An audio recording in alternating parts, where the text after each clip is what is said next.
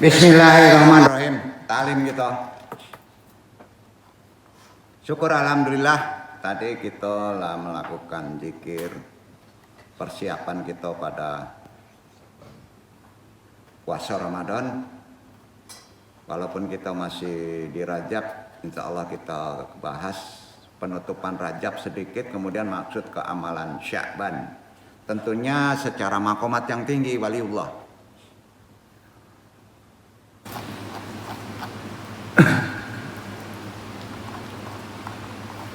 Puji syukur kehadirat Allah Subhanahu wa Ta'ala, dengan kodrat iradatnya juga rahmatnya kita masih bisa diberi waktu untuk datang ke tempat ini. Tentunya bertalibul ilmi. Jemaah ikhwan awat ya rahimakumullah, baik yang mengaji secara talaki, secara langsung, ikhwan akhwat yang mengaji mungkin secara tidak langsung semuanya, termasuk guru kita dan kita muliakan Sohibil Qadillah Lamando rahimakumullah. Di pertemuan hari ini Al-Fakir coba membahas kembali amalan nisfu Sya'ban. Nah, persiapan syarat kita memasuki bulan suci Ramadan. Bab 1 dulu ya, ada 2 part ya, 1-2 insya Allah. Ada beberapa bab yang kita mesti bahas perkara Sya'ban ini sampai kita memasuki bulan Ramadan. Amma ba'du, setiap menjelang bulan Ramadan, umat Islam itu kan biasanya disuguhkan dengan peringatan peristiwa Isra Mi'raj karena berada di Rajab ya, umumnya ya. Bukan suatu kebetulan itu ya, karena termasuk juga salah satu syarat untuk yang disebut mempersiapkan diri ke puasa Ramadan guna sholat kita lebih khusyuk ya. Karena Isra Mi'raj ini kaitannya dengan penyebutan sholat, kewajiban sholat ya. Isra Mi'raj itu terjadi pada 27 Rajab secara umum, walaupun banyak perbedaan secara umum ya, dan ini ada hadisnya. Sebulan lebih 27 Rajab itu jatuhnya nanti kita ada di Isnin ya. Nah sekarang kita sudah masuk, coba kita mensyaratkan, bukan memperingatkan ya, tapi memberi semangat kembali supaya kita tidak lupa dari peristiwa yang sangat luar biasa ini, karena terkait dengan puasa kita dan sholat kita. Sebulan lebih menjelang Ramadan tiba ya, nanti kita arti kata sudah setidaknya ada pemahaman ya, karena kita awali dengan persiapan keilmuan. Semuanya segala sesuatu kan diilmui. Setidaknya dengan memperingati sederhana ini, kita diingatkan ada 2 malam penting yang diunggulkan dalam Al-Quran, yaitu malam Isra Mi'raj, malam yang melangitkan manusia itu. Malam Isra Mi'raj itu malam yang melangitkan itu meninggikan ya manusia untuk kemudian dibumikan kembali tanazul. Sudah di atas turun lagi gitu. Dan terakhir malam Lailatul Qadar, 2 peristiwa besar kan, itu berada di Ramadan. Yaitu malam turunnya Al-Qur'an tuh. Ya. Turun Al-Qur'an. Ya. Gunanya untuk melangitkan manusia, mengingatkan spiritualitas kita sebagai manusia cahaya. Kita ini manusia cahaya ya. Terkurung dengan tanah al-ard. Dengan kata lain, malam Lailatul Qadar itu membumi untuk melangitkan, dan malam Isra Mi'raj melangit untuk membumikan. Itu bahasanya. Itu sebabnya Allah berfirman di Al-Isra. Kita awali dulu 17 loh suratnya, diamalkan ya. Ayat 79, Iqra ikhwan.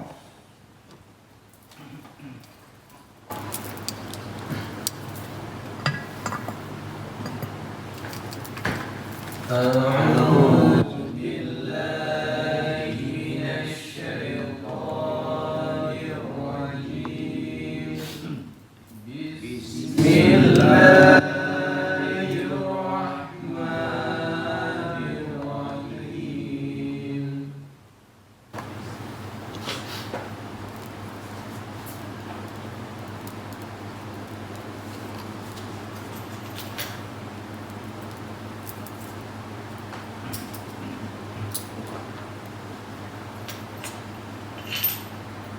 ومن الليل فتهجد به نافلة لك عسى أن يبعثك ربك مقاما محمودا.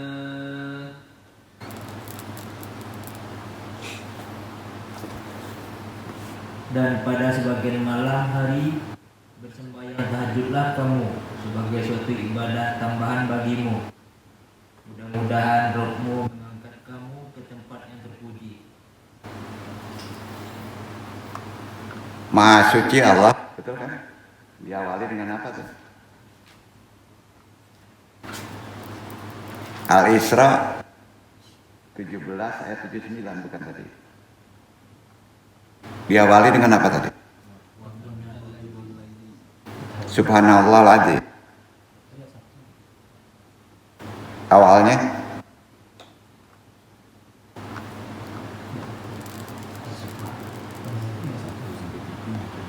oh ini wa minal laili.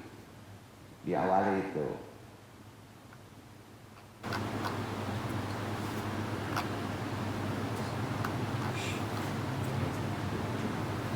Ayat 79 ya?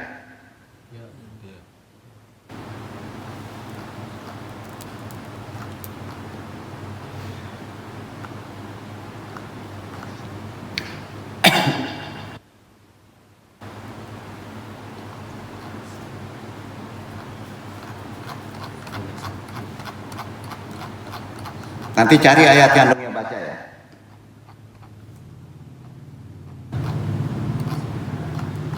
Bismillahirrahmanirrahim.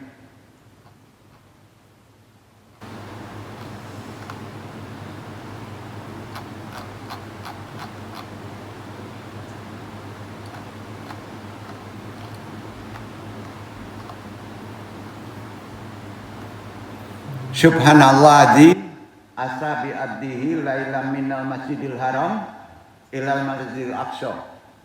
Tadi barakna haulahu linuriyahu min ayatina innahu huwas samiul basir. Ayat berapa tuh? Baca itu.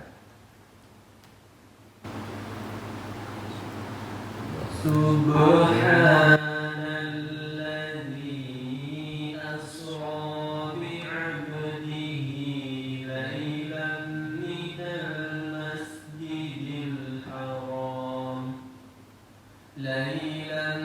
asra bi'abdihi lailan minal masjidil haram ilal masjidil aqsa alladzi barakna haulahu linuriyahu min ayatina innahu huwas sami'ul basir.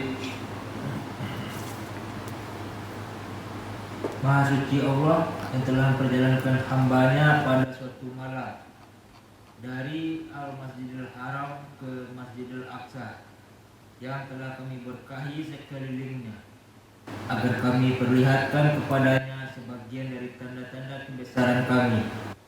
Sesungguhnya dia adalah maha mendengar lagi maha melihat. 7 itu dilangitkan aras atas, 9 itu dimaterikan. Paham ya? Amalannya di ayat 79 itu tadi. Nah, keterangan ayat 1, amalannya di 79. Jadi 27 malam 28 Isnin nanti antum sholat apa? Amalannya nisfu Sya'ban, dari Rajab ke nisfu Sya'ban. Doa yang dibaca nanti antum sebut ya, supaya antum bisa miraj dalam konteks ruhani. Dan manfaat itu kamu dikuatkan dalam sholat dan puasa, dan ada rezeki. Rezeki itu nggak mau materi aja ya, kesehatan, ketenangan. Dan karena kita disucikan dengan ayat cahaya, jadi karenanya antum sebut dulu tadi, sebetulnya surat 1 yang dibaca dulu. Ya. Nah, surat 1. Tapi surat 1 kan langsung praktek. Sholat tahajud. Betul nggak surat 1 sholat tahajud tadi? Iya. Nah.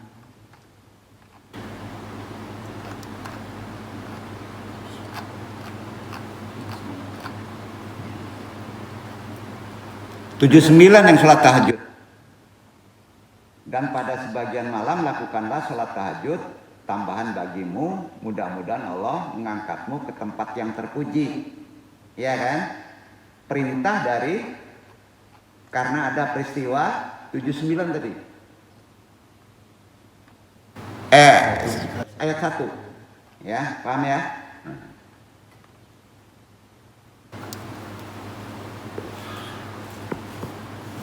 Jadi mufasir kita tafsirkan pelan-pelan aja.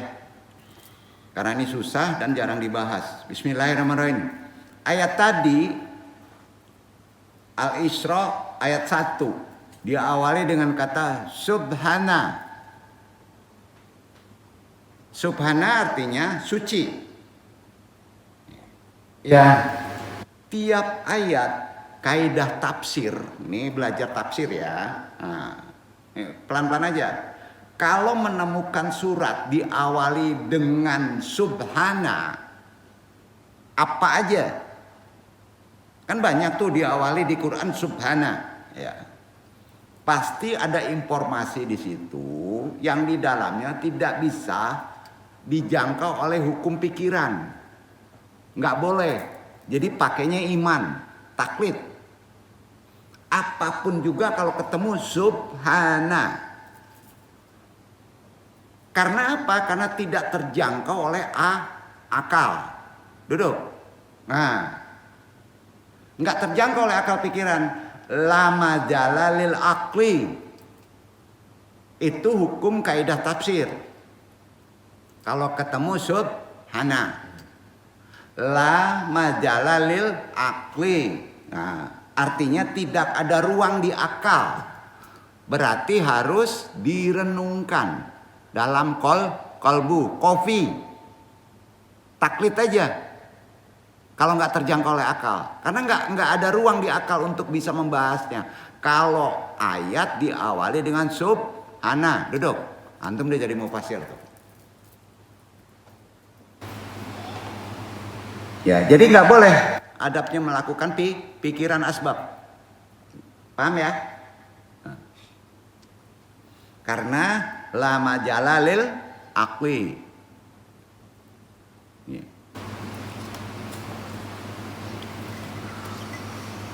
Sampai saat ini, kedepannya wallahu alam. Itu sebabnya Isra Mi'raj nggak boleh perkara kendaraannya buruk dipikirkan oleh pikiran.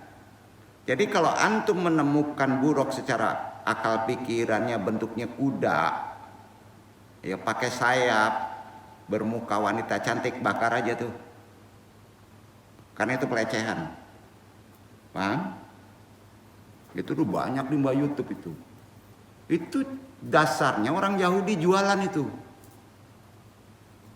Ya, berarti melecehkan Islam, melecehkan akidah. 1 poin tuh ya. Dong sampaikan ya. Jadi tolong di rumah jangan ada gambar itu ya. Paham? Ya. Memang ada hadis yang menyatakan hewan yang berbentuk seperti kuda. Tapi itu jangkauannya pada masa itu berbeda tafsirnya. Duduk nggak? Ya. Nah. Jadi apapun juga karena di ayat 1 itu diawali dengan subhana, tidak boleh kita menjangkau naik apa, pakai apa nih, pakai hewan kuda, nggak boleh tuh. Karena menggunakan akal, duduk nggak? Nah, ya.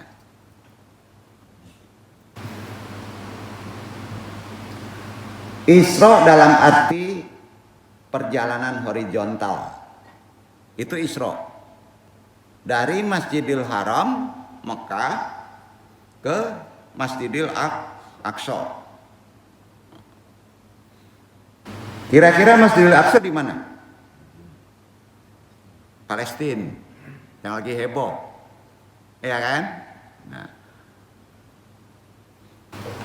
bisa dianalisa secara logika dengan membandingkan kecepatan pesawat supersonik tercepat lah gitu. Ya dari Mekah buset gitu. Ya. Itu boleh dilogikan karena sifatnya Isra. Duduk. Perkiraannya gitu. Ada kuda bisa terbang kayak supersonik. Logika, ya. La majalah lil aqli. Ya. Dengan membandingkan kecepatan pesawat supersonik saja, kalau Isra boleh aja lah. Lebih dari itu. Tetapi Mi'raj dalam arti berangkat dari Palestina menuju Sidratul Muntaha itu imani. Apa? Imani dulu. Ya. Sama sekali tidak akan pernah terjangkau kapanpun juga oleh akal pikiran. Karenanya kata asra di situ memperjalankan dalam bentuk kalimat fi'il. Asra itu fi'il yang melazimkan maf'ul muta'adi. Nah, kalau nggak ngerti tafsir Quran repot juga nih. Ini kan mengisyaratkan bukan Nabi Muhammad melainkan Allah yang proaktif menjalankan Nabi. Duduk nggak? Ya. Dalam perjalanan tersebut, berarti Allah proaktif tuh memperjalankan. Jika demikian, maka tidak perlu kita mempersoalkan proses cara Nabi melakukan Isra Mi'raj. Hati-hati waktu kita merayakan Isra Mi'raj, kalau mendengar prosesnya ke atas itu menggunakan ini pakai dalil logika, kita langsung aja istighfar. Tapi jangan didebat, nanti marah orang tuh. Makin kemari makin coba diungkit secara sains loh. Ya.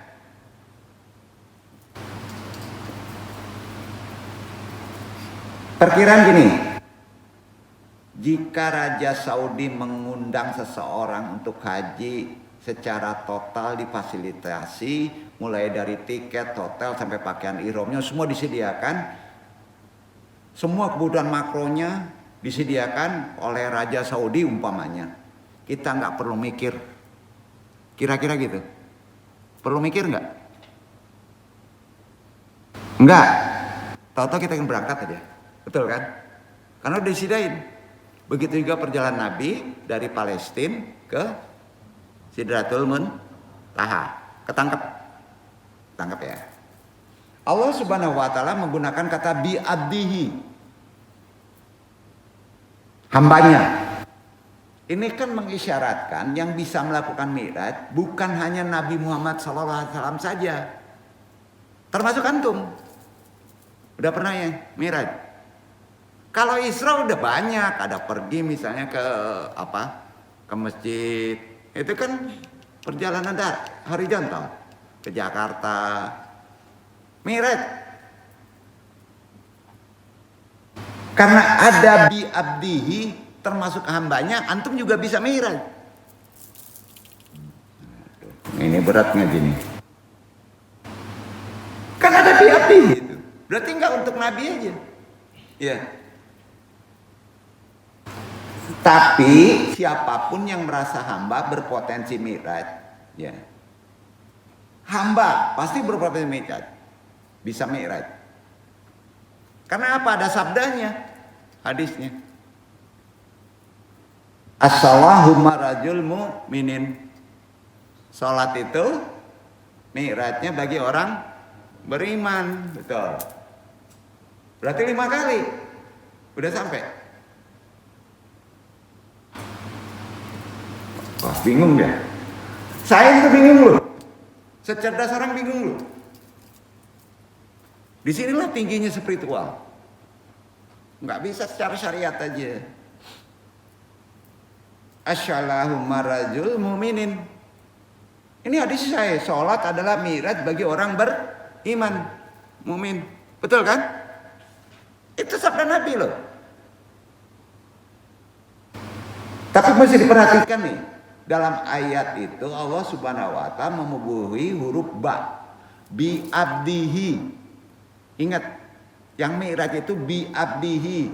Fungsinya bi abdihi itu isyaratnya litabdi, litabid.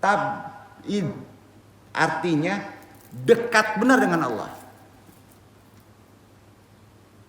Allah nggak jauh dari kita. Kopi, nafikan la ilaha illallah, kemudian kopi, maka antum bisa Mi'raj. Itu yang disebut kopi itu litabid. Karena antum adalah bi abdihi. Duduk. Supaya dekat dengan Allah, nafikan semua. Dengan thayyibah. Duduk ya. Nah, ini kan mesti dipahami dulu secara jelas melalui Quran. Gitu bro, cara nafsirin. Ya, dibantu di Win tafsirin kayak gitu ya. Bingung nanti tuh. Insya Allah bisa itu. Jadi litabid itu kopi dekat Allah. Allah nggak bisa menempati segala tempat, hanya kepada kolbu yang bersih. Duduk.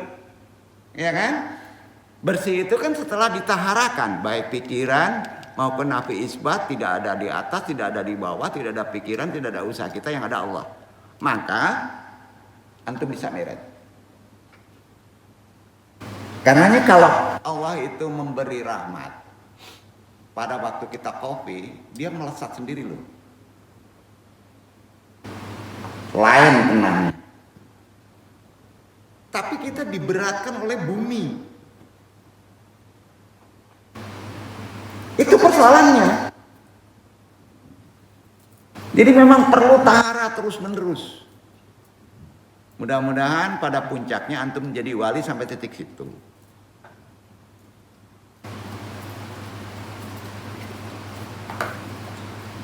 Jadi litabdid, maknanya hanya hamba yang menempel dekat dengan Robnya bisa Mi'raj. Itu poinnya.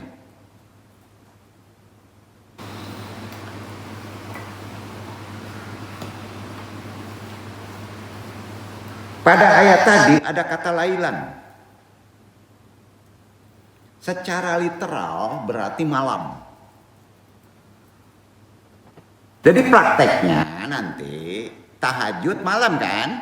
27 malam Selasa. Coba sholat tahajud. Antum udah di atas aja tahu-tahu tuh. Nanti antum dari atas dibumikan, itu di Sya'ban. Diturunkan. Ya. Setelah membawa ilham dulu. Ya. Nah. Lailan secara literal berarti malam. Itu amalannya malam. Kalau secara metafor, maknanya lain malam itu. Di antaranya dalam syair bahasa Arab kata al-lailan bisa diartikan dengan keheningan, kesunyian, kesepian, kehangatan, kesejukan, kesenduan, kekusyukan. Itu kata tadi. Itu metafor. Elaborasinya malam memang menampilkan kegelapan. Betul? Tetapi bukanlah kegelapan yang menjanjikan suasana batin, justru kebalikan menjadi terang, bercahaya. Kata lailan dalam ayat tadi mengisyaratkan dan sekaligus mensyaratkan. Antum amalkan itu tahajud 27 malam 28 di 1446 Hijriah. Insya Allah akan dapat walaupun kepacaan sakit deh. Nah itu syarat untuk memaknai masuk ke Lailatul Qadar, tahu nggak? Pintunya itu. Jadi Isra Mi'raj itu bukan dirayakan aja. Ada amalan malamnya, lailan. Karena itu mengisyaratkan Lailan tadi, dan sekaligus mensyaratkan bagi siapapun hendaklah lakukan amalannya yang disebut perjalanan spiritual menuju Robnya. Duduk nggak? Itu yang disebut orang tasawuf suluk. Duduk. Suluk. Ya. Itu disebut Isra. Mi'rajul mu'minin.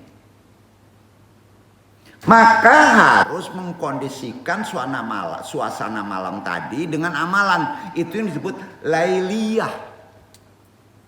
Malamnya Allah. Jangan macam-macam. Kamu nggak akan menemukan makna kunci dari Ramadan ke Lailatul Qadar. Lakukan amalan itu dengan qalbun salim, di hati yang bersih. Sampai sini ada pertanyaan? Paham ya?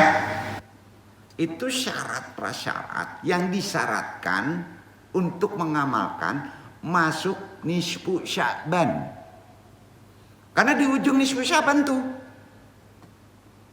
di Rajab. Nah. Kenapa bukan siang amalannya? Kalau ada yang nanya nih, kenapa bukan siang? Karena suasana neurologis gelombang energi otak manusia di siang hari itu lebih aktif. Asbab kita kalau siang hari itu aktif. Betul kan? Neurologisnya.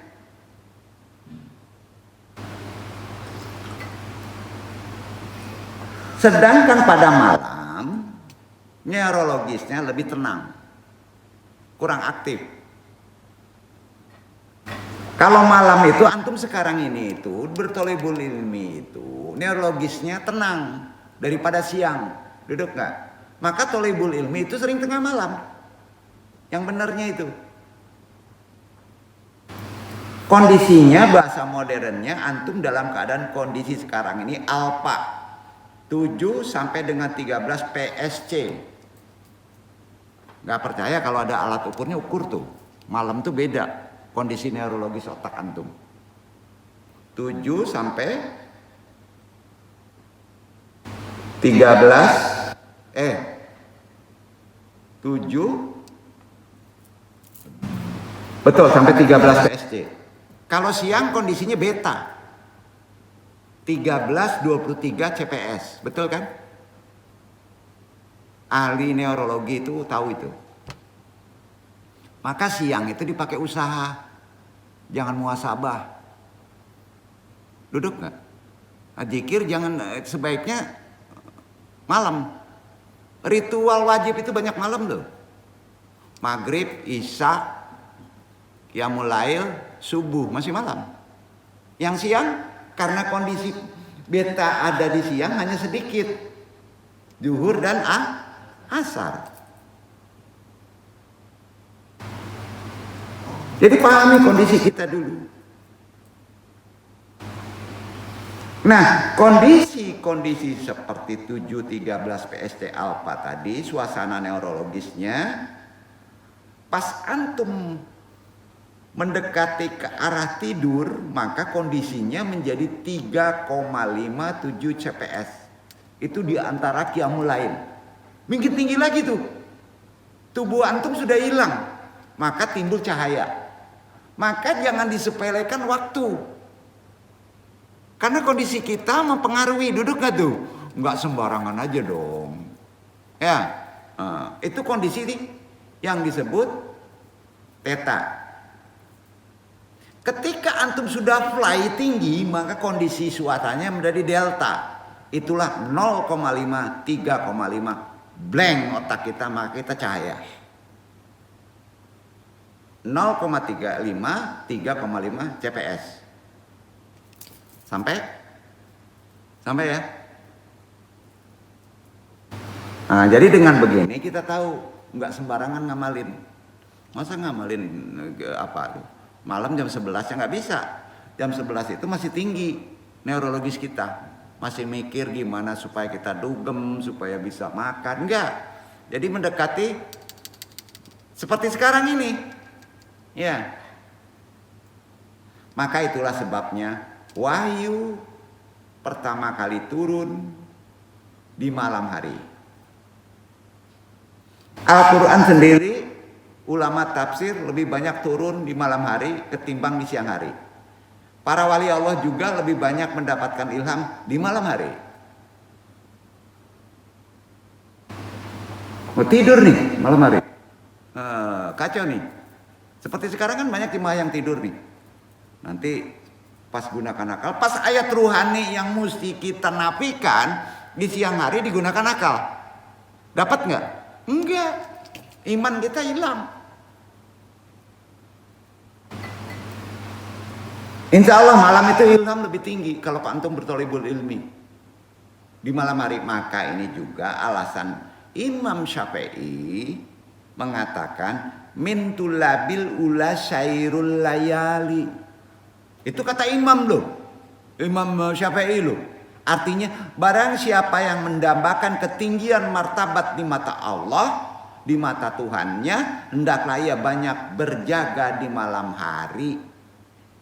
Tentunya bukan begadang. Ya bukan begitu. Misalnya membaca Quran, maka ilmu al-qulub naik. Ya, gitu ya. Kalau antum begadang malam, kalau siang tidur, maka itu jadi ibadah. Bukan konsep malas. Sampai ya. Beliau sendiri Imam Syafi'i menyatakan lebih produktif menulis di malam hari daripada siang hari. Begitu ke Al-Ghazali. Nggak pernah mau nulis siang. Dia yang cari duit. Maka banyak menciptakan kitab-kitab yang keren.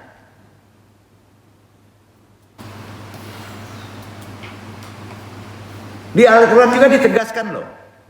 Ini amalannya harus jelas ya. Seenggaknya kita ada disiplin waktu yang benar. Seperti Al-Isra 17:79. Tadi kan ada dibaca wa minal laili fatahajadihi nafilatal laka as'ayya sabaka rabbuka maqamam mahmuda. Betul kan? Dan pada sebagian malam lakukanlah sholat tahajud tambahan bagimu, mudah-mudahan Allah mengangkatmu ke tempat yang terpuji. Berarti naik makomat. Quran kan? Para sufi banyak sekali memberikan pengakuan kalau dirinya memperoleh prestasi spiritual insight di malam hari saja. Waktu Qiyamul Lail. Dalam sejarah Islam, prestasi puncak banyak terjadi di malam hari. Seperti turunnya Al-Quran, Isra Mi'raj, Lailatul Qadar, nggak ada yang tengah hari bolong kan? Ya. Oh perkara ngantuk nanti dulu Pak. Kalau iman dekat itu tunduk tuh ngantuk tuh. Malam hari seolah-olah jarak antara hamba dengan Robnya dekat kali itu sebetulnya. Karena secara neurologis tadi teta kita nggak menggunakan asbab. Paham sampai sini? Di malam hari aktif lebih dominan ialah energi batin. Dominan itu. Nah, kalau energi batin dibawa maksiat karena pengaruhnya ketenangan, maka makin rusak batin antum. Betul kan? Ya, bukan andung suruh maksiat siang hari ya. Bukan gitu maksudnya. Hati-hati. Terutama di antara 12 ke atas tuh. Hati-hati tuh. Itu sering kita nggak berilmu, Rigi, mentok karena di jam 12 ke atas itu bukan muhasabah, bukan renung. Baiknya sih jam 12 ke atas kalau kita nggak berilmu tidur. Kan gitu. Iya kan? Beda kalau thalibul ilmi menyebut ilham tuh. Jadi lebih aktif di energi batin sehingga lebih mudah kita untuk khusyuk. Maka itulah sebabnya mengapa sholat baik fardu maupun sunnah lebih banyak disyariatkan di malam hari seperti sholat maghrib, sholat isya, sholat tarawih, sholat lail, sholat tahajud, sholat witir, sholat sunnah fajar, sholat subuh dan sholat sunnah lainnya di malam hari. Benar kan? Sedangkan di siang hari Sholat duha, sholat zuhur, sholat asar. 3 cuma. Karena itu banyak digunakan ibadah sosial. Mencari rezeki. Jadi apa sesungguhnya yang dimaksud Masjidil Haram? Kita pahami dulu dari Quran nih. Dan Masjidil Aqsa yang Allah berkahi. Apa makna spiritualnya? Linuriya min ayatina. Dan mengapa Allah menutup ayatnya dengan sesungguhnya dia adalah maha mendengar lagi maha melihat? Kenapa? Kalau kita mau lebih muhasabah malam itu akan dapat jawabannya. Dan ada amalan-amalan yang dilakukan di Syaban. Semua itu insya Allah di Syaban akan Antum bahas dalam risalah Syaban yang mendatang. Terkait tadi. Kalau dikejabarkan ini udah masuk Syaban dong. Pertengahan masuk Ramadan. Bulan Rajab merupakan bulan ke-7 dalam kalender Hijriyah. Termasuk dalam 4 bulan yang mulia. Disebut Asyurul Hurum. Rajab, Asyurul Hurum. Sebagaimana sudah banyak diketahui, pada bulan itu kita merayakan Isra Mi'raj. 27 Rajab. Bahkan negara menjadi Isra dan Mi'raj sebagai salah satu hari libur nasional, benar kan? Iya kan? Negara aja yakin ya. Benar kan? Bahwa Nabi itu berangkat loh 1 hari cuma. Masa kita nggak mau ngamalin? Sampai diliburin kita di 27 itu. Guna kita sholat malam, jangan-jangan begitu ya. Allah yang nyuruh tuh. Sampai nggak? Tolong deh, jangan jemput Lailatul Qadar, jangan nungging Lailatul Qadar. 27 malam 28 tahajud antum. Doanya nanti ya, belum sebut ya. Ini amalan ada di Quran, ada di hadis. Untuk mempersiapkan kita di Ramadan. Nggak perlu duha deh. Ini aja dulu. Kalau duha nggak ikhlas antum, minta, pengen kerja, pengen jomblo, pengen dapat istri. Ya, udah ini sholat selesai nanti tuh di Ramadan. Pertanyaannya, apakah memang benar dalam sejarah Islam bahwa peristiwa Isra Mi'raj benar-benar terjadi pada tanggal 27 itu? Para ulama semuanya berbeda pendapat tuh.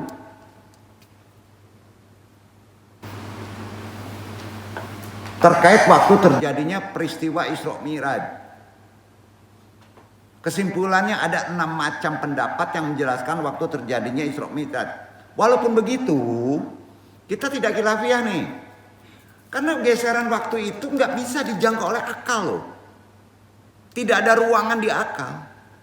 Sulit loh. Nah sekarang kan kita ketakutan dengan target. Karena hukum waktu. Salah bro. Di kehidupan sekarang mengikuti takut dengan target. Masa menuhankan dengan waktu? Boleh kita memprediksi, boleh.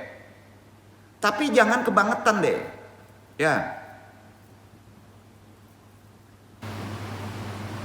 Waktu terjadinya Isra Mi'raj, semuanya tidak ada yang dapat dipastikan kebenarannya sebenarnya. Karena geseran waktunya berbeda.